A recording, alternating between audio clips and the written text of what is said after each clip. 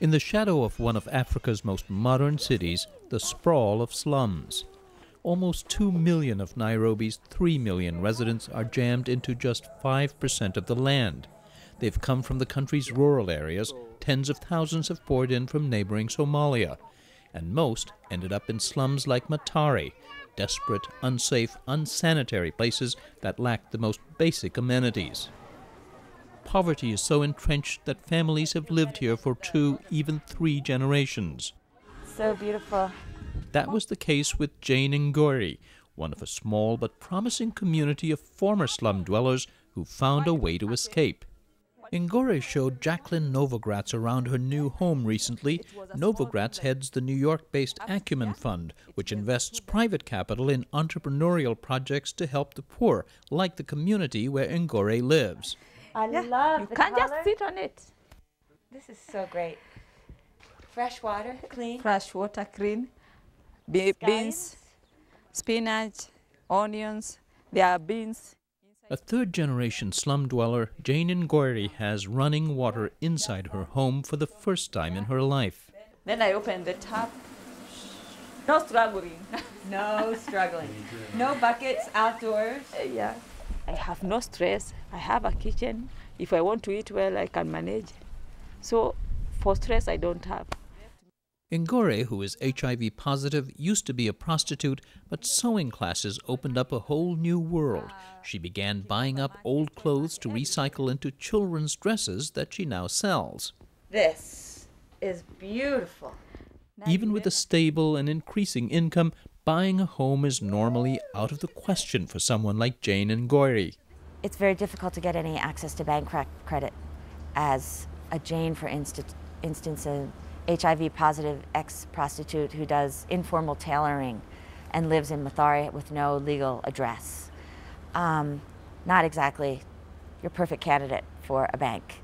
So Jane Ngori turned to a microfinance group called Jami Bora, which gives housing loans to low-income people.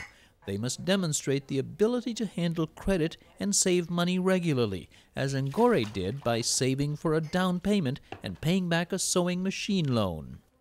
Impressed by its sound lending practices, Novogratz decided to invest $250,000 Acumen Fund dollars in Jami Bora. Jami Bora is extraordinary in that it is completely based in community. Jami Bora now has people with 7, 8 years of credit experience who are repaying on a regular basis, who by using incrementally larger loans have increased their businesses to the point where they're making $4, $5, $6 a day, and where they can afford to buy a house.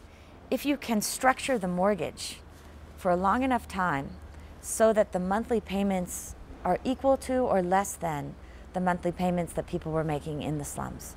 In other words, by stretching out the length of the mortgage, Jane Ngori pays the same here for her house as she did for renting one room in the Matare slum. She saved for 5 years to make the down payment of 10%. Her home is in the suburb of Kapute, a new development of affordable, ecologically friendly homes that Jami Bora built from scratch. Community members are helped by some engineering experts, but they do much of the building themselves. They even make the bricks and roof tiles here. This is our new town, the general layout plan. What we have a composite of 8 neighborhoods. And in between, we will have our light industry, our market, our police stations, and all other social amenities. So far, they've built 700 homes. For all its successes, the town has far to go. The local economy is not yet able to sustain itself, and the road to markets in Nairobi is in bad shape. They hope such services and development will eventually come, especially if the government decides to help. Novogratz sees Kapute as a model for housing developments worldwide, one that can be scaled up to serve many more than the 2,000 families planned here. But to her, it's a reminder of another critical element in helping the poor. We need hope in the world, and that you can move people from Mathare to houses like that are cheerful and airy with bathrooms. and have those sunflowers standing right there, to me was almost a sign of you just got to keep going. And that we scale these, we have the numbers, but don't forget the hope, because we need that as a world too. Jane herself is full of hope for the next generation. Now my firstborn, she's in high school. She's in her 4th year. She will complete her high school in this year. So, and she says she would like to become a doctor, a surgeon. And I hope she will. And perhaps the most hopeful sign that housing developments like this can work is that last year, Jami Bora paid back its entire loan to the Acumen Fund.